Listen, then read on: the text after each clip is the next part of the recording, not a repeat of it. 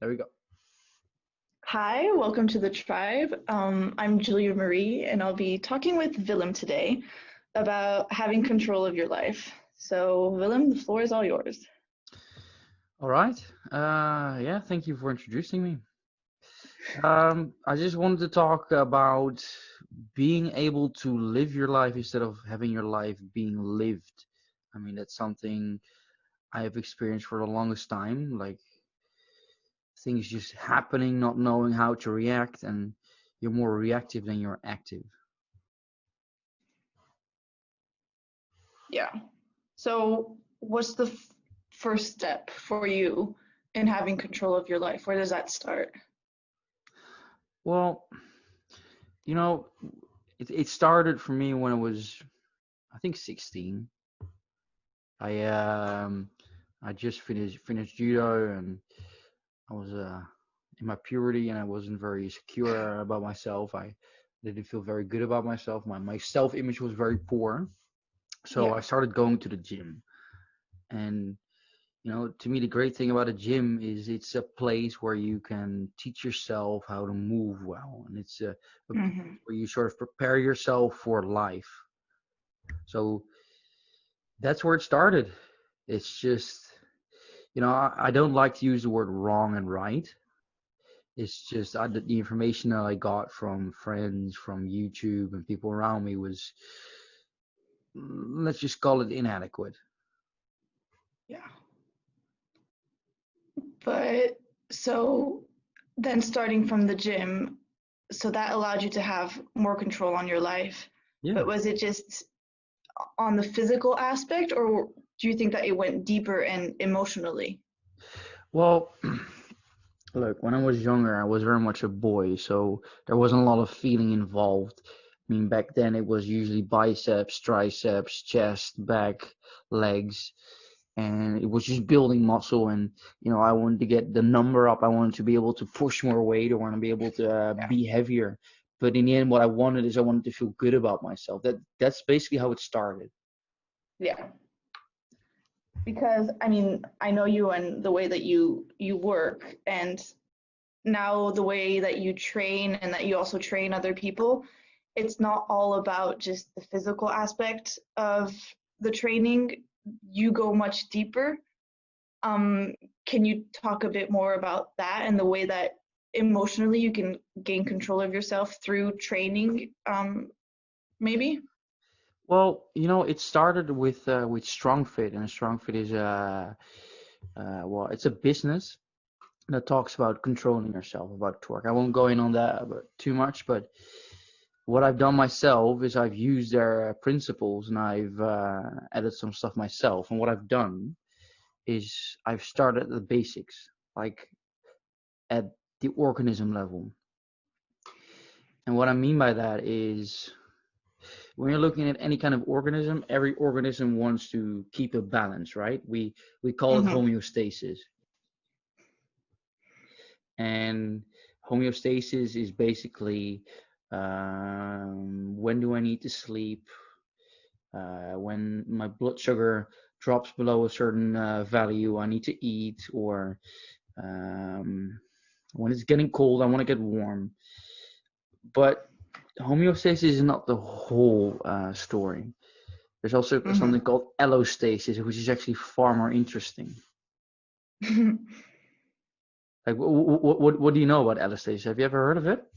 Nothing. Never heard of it.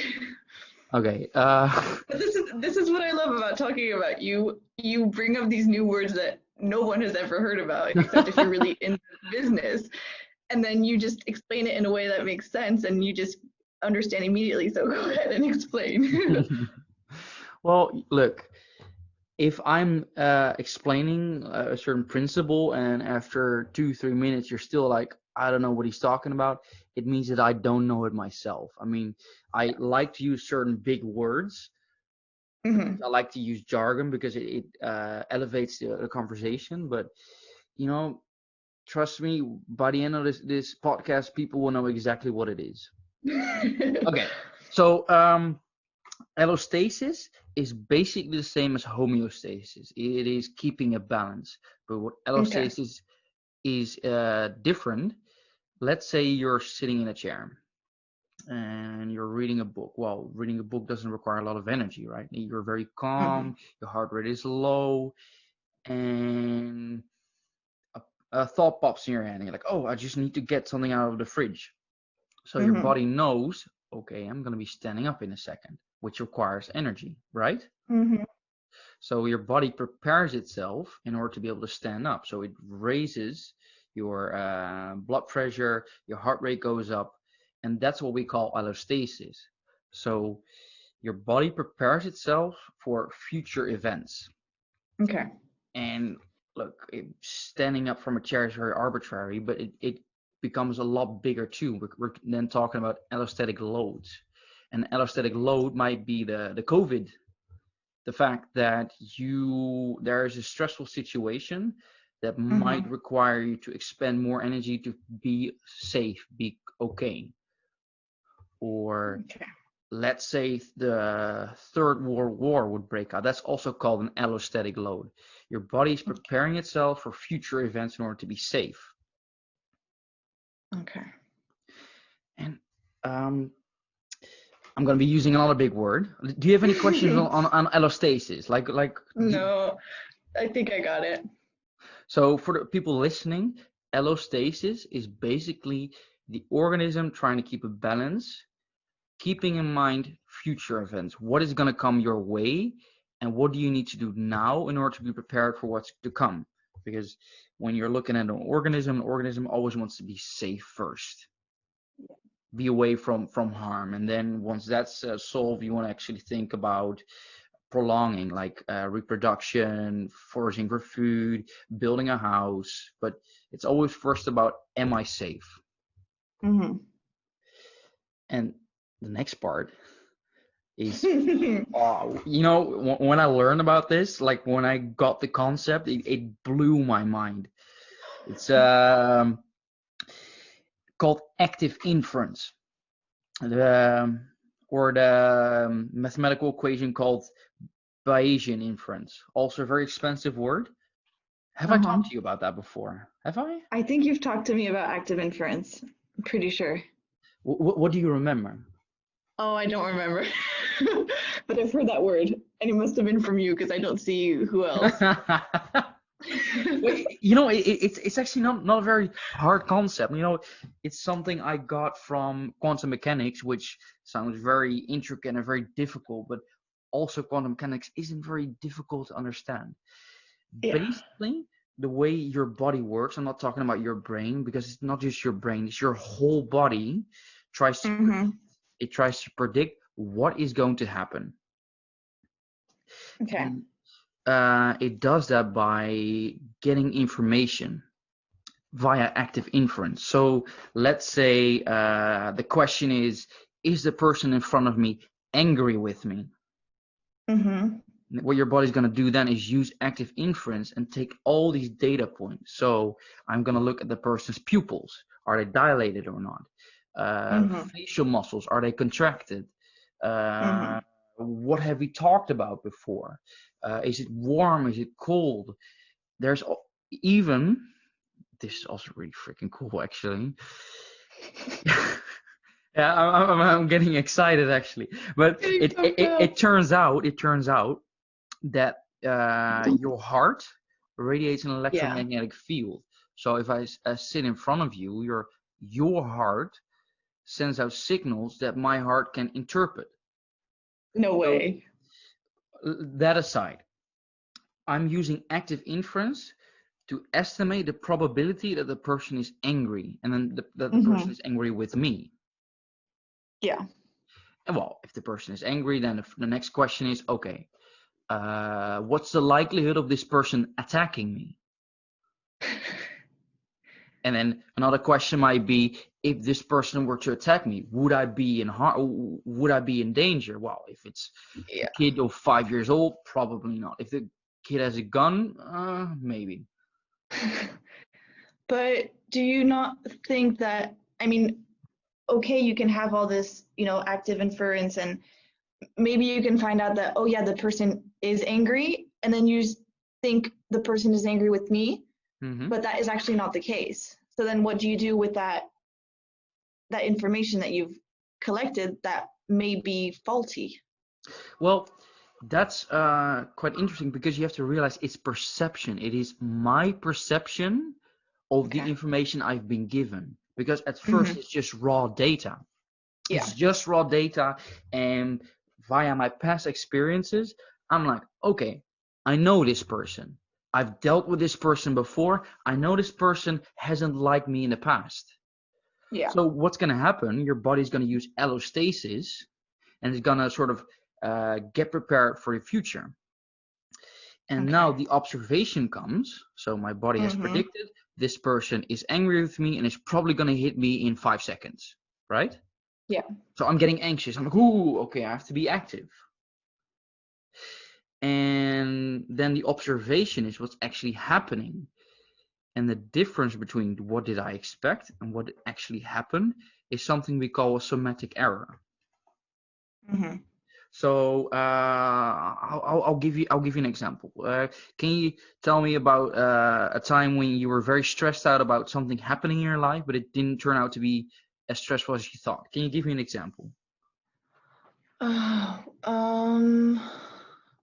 I don't know. I don't have anything coming up in my mind right now. Something that was really stressful. Maybe your time when you were studying or at home when you thought your mom was flipping out because you did something and she didn't in the end.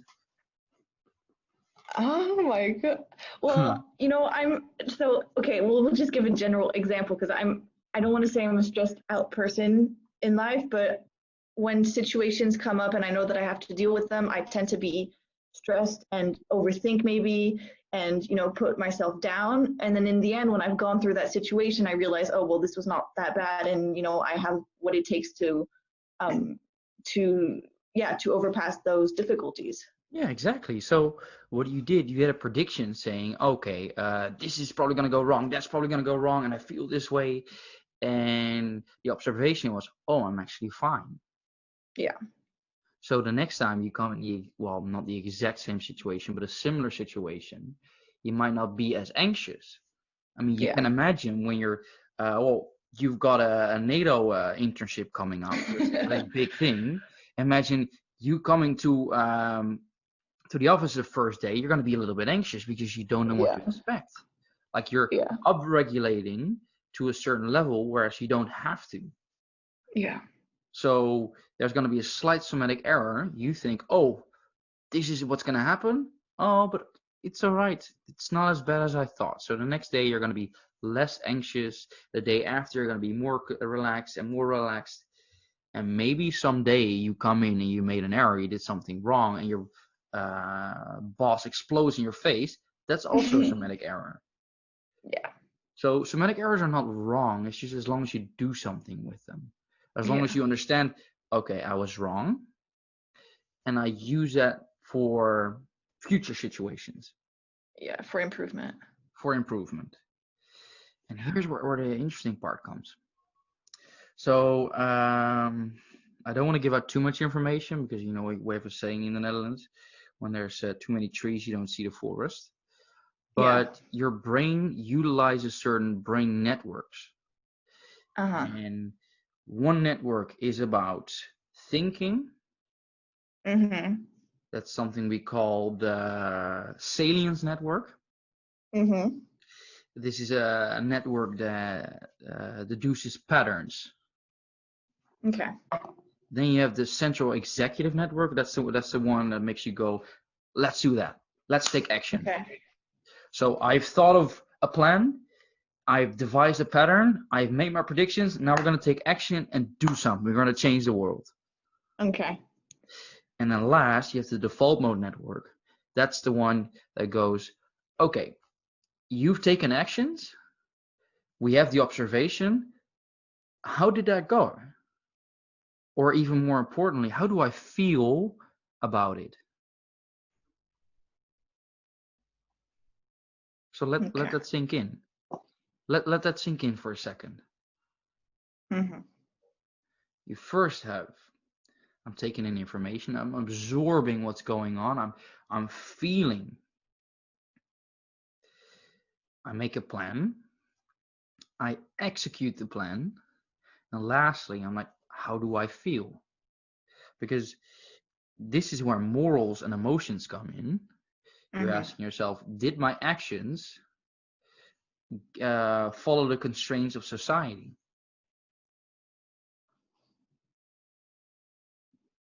Yeah. And okay, where did I go with this? I mean, that's usually when you give a lot of information, it's always the question, how do you pick up from there? Do you have any questions? Like anything you want to? Well, we can use those three brain modes, Yeah. and go back to having control of your life.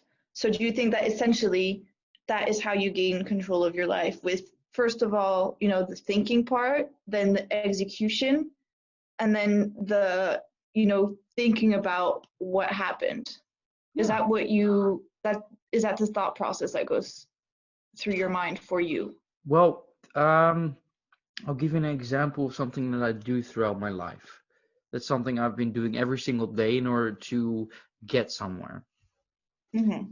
So let's say it's 8 o'clock in the morning and I've got a plan. I want to work on my website or I want to work on some documents for my coaching. Yeah. What I do then is I write on my board to do. Uh, Mm-hmm. First one, check my email. Second, check this, talk to person A. So I sort of build a structure of this is sort of where I want to go. Yeah. Next, I get myself in the right state. I'll talk about that later. I get myself in the right state, and then I just let my body go where I need to go. Yeah. So I have a general thought of where I want to go. And when I'm like, okay, maybe I want to look up this website. Oh, and I want to know more about that. And I look up this and I start typing, I start writing. So there's no real thinking going on. It's more like feeling. Yeah. And as soon as I know where to go, I start executing. Okay, Okay. write the document, call this person. But at first, it's just sort of, I wouldn't call it random, but novel. I look for novelty. Like Okay. I maybe look at videos of people explaining how to build a website, or I look at a person training a certain way and I think, hey, what is he doing that I'm not doing? Yeah. Well, I execute, and here's where it becomes interesting. So during the day, I built up frustration. Things happen that I might not like, or I'm not sure how to feel about it. Yeah. And then at night, I've had my protein, I've had a good meal, I go for a walk, and I start thinking, what has happened today? Did I do Yeah. right? So I really start to go in on my feelings. I'm thinking, hey, this person responded to me in such a manner. Is this my fault? Is there anything I could have done different? Mm-hmm. And then what happens next? This is where sleep comes in. Sleep has a very interesting way of using information to move you forward. Because at first, when you sleep, you sort of prune away all the information that you don't need. Mm-hmm. So maybe certain noises that you heard, you saw a funny video of a cat that doesn't really add anything to your life. And then next, what you do during your dream is you start integrating. You start integrating all the data you've learned. Okay. And what I've done after a day of hard work, I really make it clear in my head, this is what you've done today, this is what you've learned, this is what you've seen, this is how you feel about it. And then my brain starts interpreting it, starts dreaming about it, and then the next day I move on. Yeah. Okay. So yeah, in essence, it's that mode of thinking, acting, and thinking back, reflecting. Yeah, reflecting, good word, exactly. But you know, when I tell you, can you think back to that moment where you had to study for that test and Yeah. your mind wasn't on it? Well, you've had those moments, right? Yeah. Tell me, what do you do? Tell me when you're not in the mode to study or to do something or to clean the house. What do you do? Um, so for studying, if I'm not in the right mood, I'll usually do something else because there's no point in, sitting in front of a piece of paper in front of your computer and you might be reading, 5,000 times the same line, but it's not processing in your brain. Yeah. So, for example, last time when I had an exam and I felt like I was going nowhere with my revisions, I decided to hop on my bike and go to the beach. And that Yeah, was that's just, good. a way of, yeah, and it's a way of, escaping and putting behind that, stressful situation that's coming up that is the test and Yeah. just, focusing on something else, kind of rejuvenate and get new emotions and feelings inside of yourself. And then you feel ready to go back to that revision because you've, done something different for a certain amount of time. Can you explain to me, if you think about the three brain networks, what you've just done? Thinking about with the example with the test and the beach. So when you have the salience network, Yeah. the thinking, Yeah. when you have the central executive network, the acting, and when you have the default mode network, reflecting. So you had Okay. to study, right? So what would you say? Yeah. Which brain network would you think that is? Well, that's the salient Yeah. network. So And then what did you do? Like, so what action did you take instead of being in the salience network to get there? I don't understand. Say it again. So let's just go back a second. So you were asking of yourself to, hey, I need to study for the Yeah. future, so I need to learn. I need to be in a salience network. Well, at the time, Yes. unfortunately, you weren't able to get there for whatever Yeah. reason. So you went outside. You did Yeah. something fun. Yeah. What would you think that is? So like, which one of the three do you think that is? Doing something fun, Yeah. that's the executive network. Well, yes and no. Well, you're right because you're doing something, you're acting, but also because you're outside and you're with your feelings, and you might get frustrated with the fact, hey, I should actually be studying. So you sort of strengthen your belief, I need to study. So you start questioning yourself, why do I need to study? Okay. For me, it was so I was in, let's say, so I go into the salient network Yeah. when I realize that like what I'm doing is not working and that my studying is not going in the place that it should be. Yep. So then what do I do is that I then take action on that and do something that will help me study, but like, later on, because it doesn't have to happen immediately. Yep. So then that's when I go into like the executive network. And then once that all of that is done, kind of going into the default mode, thinking about, what that little outing to the beach has done for me. Yep. And has, allowed me to then go back to studying. Exactly. Yeah. No, that's precisely what I've been talking about. Okay. And the next step is, this becomes interesting, because can you imagine if you need to get into one of these networks? So let's say you've been having a very stressful time. You can tell there's a lot of pent up emotions. You actually need to cry, or you need to connect, or you want to have a good time with your family. So you want to be in the default mode network. There is a way you can get yourself in those networks a lot quicker. Really? Tell me about it.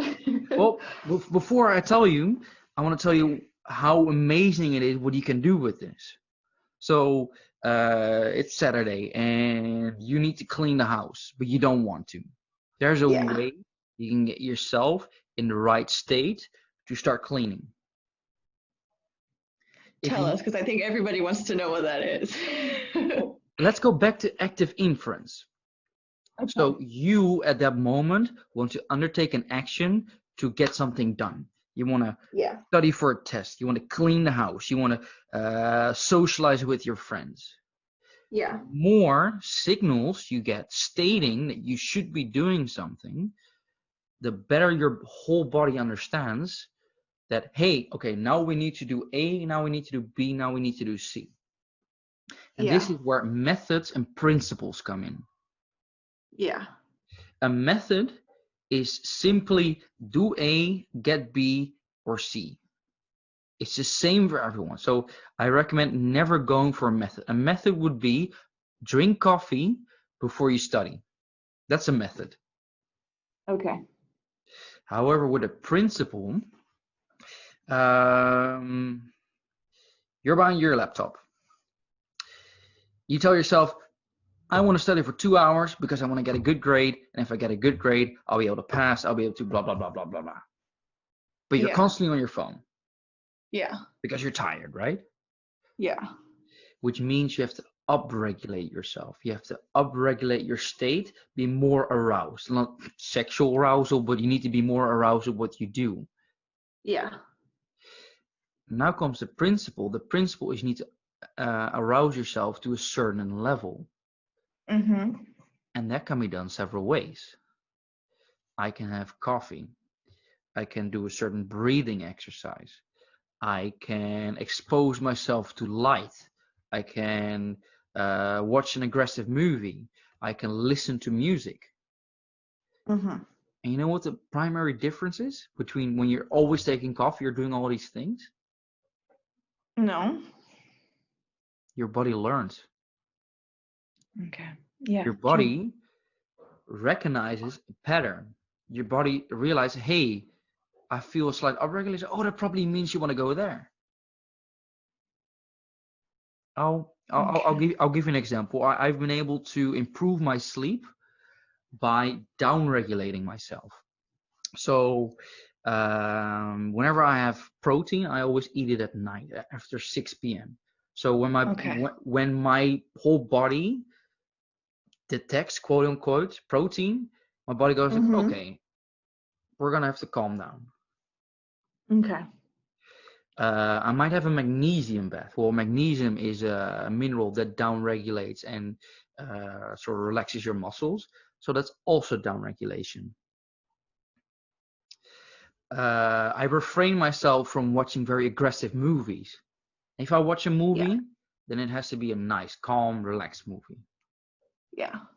I listen to piano music. I walk outside barefoot because also like you have the circadian rhythm. Circadian rhythm is just basically day and night. Yeah. And when your body cools down, which is of course normal because temperature drops, you start to get sleepy. I mean, that's the reason when you take a hot shower, you become sleepy. Yeah. Because the hot shower actually cools down your body temperature. So what I do is I walk outside, I start talking to myself. So I get into the default mode network. I really start to go in how I feel. I let out my frustrations. And because I have all these signals, my body knows, okay, it's time to sleep. Same as with when I exercise, I know what kind of music I can listen to. Sometimes I'll have carbohydrates, or even better, I have certain clothing that I wear, and when I wear that clothing, my body gets into that state. That is really interesting. Okay, I'm getting excited because there's much more. So let's say I'm going for an all-out session. Yeah. I want to go balls to the wall. I want to start screaming and go. Yeah, those that are terrifying. In order to go full sympathetic, so full stress mode when you're training, you need to feel safe enough. I mean, you can imagine you're not able to go all out in a gym that you're not comfortable with, right? Yeah. So you need to feel that safety in order for you to go all out. Yeah. There's something called neoprene. That's what these swimsuits are made of, and it puts pressure on your muscles. So what that does is it increases your sense of self. It increases your awareness of being alive, meaning you can go harder. Because often when you're stressed out, there's a disconnect from your being. Yeah. Oh. So you can probably notice, this is something that people can try at home. When you feel like life is taking you instead of you living life, Yeah. take off your shoes and start feeling the grass, or maybe feel your chair and start feeling your muscles, start feeling your heartbeat, start feeling your breathing. And what that does, you get such a awareness of being alive that you all of a sudden feel calm. That's nice. And you know what people tend to do when there's a stressful situation, like you can't always be aware of all the issues that are going on in your life, right? You can't Yeah, always be definitely. aware Yeah. of, oh, I might die, or this might happen, or my heartbeat is you cut yourself off from your feelings, which is normal. Sometimes that happens. But if you always cut yourself off from how you feel, it's gonna build up. Yeah. So you need to have a way to release that. So That's interesting. what I want people to understand is certain behavior causes certain signaling. It is, in the end, it is, behavior can either be a 0 or it can be a 1. Mm-hmm. When I breathe through my nose, inhale, expanding my belly, exhale through my nose, collapsing my belly, that's a down regulation. I'm increasing my sense of self. I'm becoming calmer. I'm becoming more connected to myself. I start feeling more. Yeah. Whereas if I breathe through my chest, I get more oxygen in, less carbon dioxide, and I start disconnecting from my body. I start getting stressed out. I start upregulating. Yeah.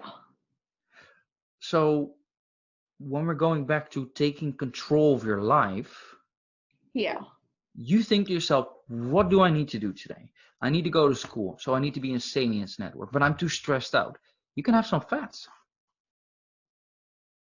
Or when you're too tired, you're too relaxed, you start going for a breathing that upregulates you. Or maybe you go for a little sprint. Yeah. When you're in bed and you need to sleep and you don't want to sleep because your body is like too active, what you can do is you can eat some protein. Or you can start crying, or you start listening to piano, or you start talking to your mom and tell her how you feel. Yeah. So there's all these little behaviors that can either get you up or get you down. Yeah. But do you think, because you've, picked up on these things because you've been working on it and, reading, learning, discovering, feeling, and so it's been a long process for you. Yeah. But do you think that, for example, other people who are completely new to this, do you think that they can pick this up on their own, or does it require, a specific not ability, but require specific things for people to get to that state, and of knowing what gets you relaxed, what gets you excited? Yeah. Well, before I get in on that, there's one word I'd like to use that explains this very well. Mm-hmm. It's a word called cognitive dissonance. When let's say we go back to 1700s. Yeah. Get a teleporter and you flash back in time. You go to a random village and you go to that village saying, we have the internet, we have cars, and we have iPhones. Everybody will go, Yeah. oh my God, I don't understand what you're talking about. They don't Yeah. have a foundation to understand what you're talking about. That's called cognitive dissonance. Okay. What that means, it stresses you out because you don't understand. Usually when you're stressed out, you start responding to that person, oh, you're a witch, you're terrible, you need to die because you make me feel bad. This is the same with racism. This is the same with not understanding. It scares you because you're not ready for it. Yeah. When I talk to people about quantum mechanics and I don't introduce the subject well enough, people just switch off because it's just they don't understand it. It frustrates them. Yeah. So what I would like to get across is, first you need to build a foundation to understand the information. Yeah. And the way that starts is by making someone feel. Okay. That's the first thing you want to do. If I have a new client and I do an assessment and we talk about libido, sex life, and the person tells me, oh, it's not going great and I can't get it up and it's just I can't connect with my partner, then I give that Yeah. person a couple of things he or she can do prior to, and all of a sudden it starts working. All of a sudden they can share. All of a sudden it goes up, so the person feels better. So the person gets active inference. What William is saying might actually work for me. Yeah. And then next you're like, oh, okay, can you tell me more? So then I'll talk to him. Okay, tell me about another issue that you have. Oh, I have to do a lot of presentations at work, and I often feel a little bit stressed out before I have these presentations. I'm like, okay, maybe when I gave him the tip about libido, I said to him, take this supplement. And now I tell him, before you go on stage, do the presentation, I would like you to do this breathing exercise. The person feels better, and it's like, this is the second time he's right. So he must have something. So we're building his active inference that what I'm saying is quote unquote correct. So you start by making someone feel better. Yeah, but okay, imagine that, for example, because what works for you or for, another person might not work for me. Yeah, exactly. So and in this that is where case, principle comes in. Yeah. So what do you do then? For example, if, the breathing, because breathing is pretty standard that it does calm you down. But for example, for something else where if I want to okay, so let's say that I'm having trouble getting myself in the mood to do workouts. Yeah. And you tell me, oh, you have to, get yourself pumped up and listen to this music or whatever. And I try it out, and in the end, it doesn't work for me. So I come back to you and I'm like, well, Willem, like this, you said that this would work, but it didn't work. Yeah, because what do you do then? Well, if I tell you do this, then I'm using a method. Then I'm making you passive. Then I say push button A and you'll get a certain result. Yeah. But if I explain to you, hey, you need to start working out, but you don't feel like it. What does that mean? So what I'm trying to do is I'm getting you to understand what's going on. Okay. So I'm like, okay, how do you feel prior to work? I'm a little bit tired, fatigued. I'm like, okay, how's your sleep? Yeah, I've not been sleeping well. I'm like, okay, let's just forget breathing for a moment. Let's first work on your sleep. Yeah. And then you sleep better. Also, I'm like, oh, I actually feel kind of good. Or let's say you go to this gym and there's a guy you've been dating with and he's there and you don't feel comfortable around him. Then maybe that's something you have to work on. Yeah. Or maybe your mom is very sick and you don't want to work out. Then I'm like, okay, you know what? Let's not work out for now. Let's do something very calming because that's what you need right now. Yeah. I'm looking at you as a person. I'm starting to ask questions and I get you to understand. You ask your body to exercise, but your body is just not ready for it right now. And if you need to study, but you're too concerned with what's going on in the world, maybe you need to feel safer first. Okay, I see. Like, you can't ask a student to pay attention during class if he or she has just lost his or her grandfather or hasn't slept well. That's why a method doesn't work. I can't tell you do A or B. I need to understand your situation. I need to see who you are and what you require. And the more information I get from you via active inference, the better I can help you. Yeah. And maybe your mother, okay, this is something very private, but it's to just give someone an idea of what I'm talking about. Maybe you've had a very poor relationship with your mom, which causes certain behavior. And for another person, this person may have never had a dad, which means Yeah. that my way of treating you is completely different. One Yeah. person might need to start fighting, feel better about herself, start being aggressive, whereas the guy might need to start feeling a little bit more. Yeah. When he comes in like, oh, I'll do heavy weights, I'm like, how are you feeling? Okay, let's just relax for a second. Or when I'm with a girl that doesn't feel good about herself, I'm like, you know what I want you to do? I want you to scream. I want you to push me. I want you to curse at me. Because that's Yeah. what you need, because that's what I've seen in you. Yeah. So the takeaway message here is don't use methods. Start thinking. Don't just do, but understand why your body doesn't want to go somewhere. Yeah. And it's a manifestation. If you believe you can go somewhere, you can. Because in Oh the yeah. end, your reality is your perception. Yeah. And perception is a very, very big thing. If you choose right now to be sad about your life, you can be. If you choose to be depressed, you can be depressed. If you realize you have food, if you realize you're alive, if you realize you have parents that care about you, you're happy. It's Yeah. perception.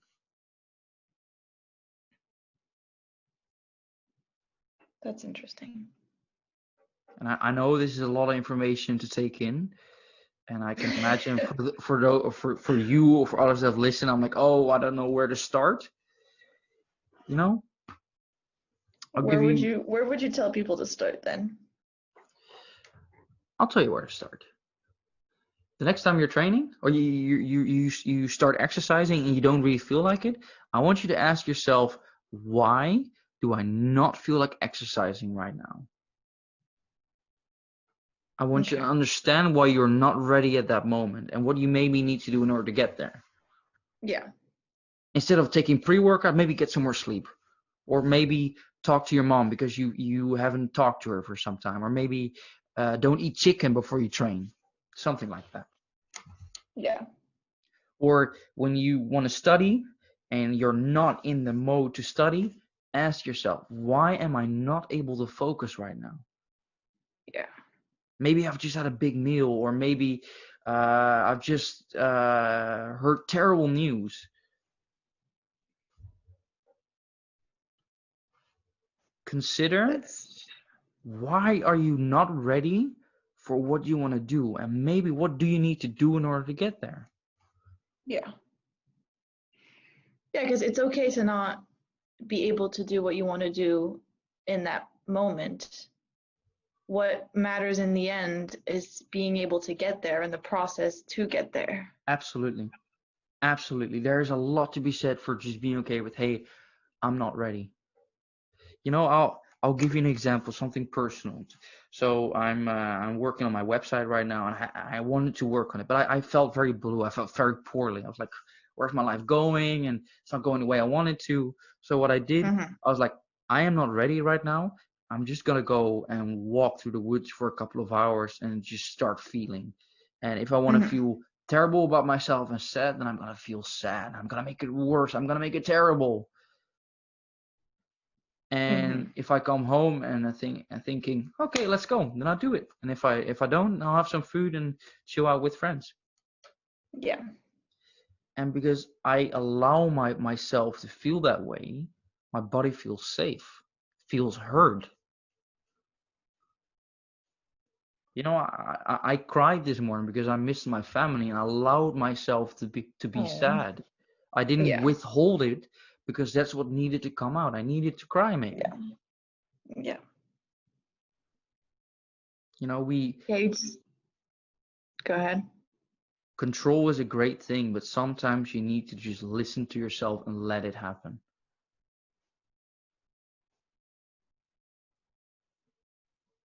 That's kind of a whole 360 that we just did there. Yeah. It's knowing when to take control and knowing when to let go. Yeah. Okay. So, what did you think?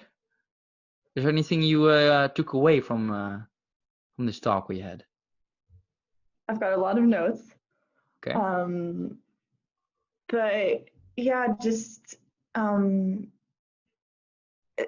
you have to know yourself and understand the different emotions that you're feeling. Yeah. Be aware of also your surroundings and what's going on around you in order to get yourself to the best place possible or to the place that you want to be. Absolutely. And that it's important to, as you said, feel those emotions and not just suppress them because, oh, I mean, yeah, a guy is supposed to be tough and is not supposed to cry. Well, I mean, that's a big load of bullshit. Sorry Yeah, for that's my a big load of language, bullshit. And but for some men need to cry less, and some women need to cry more. But it depends. It depends.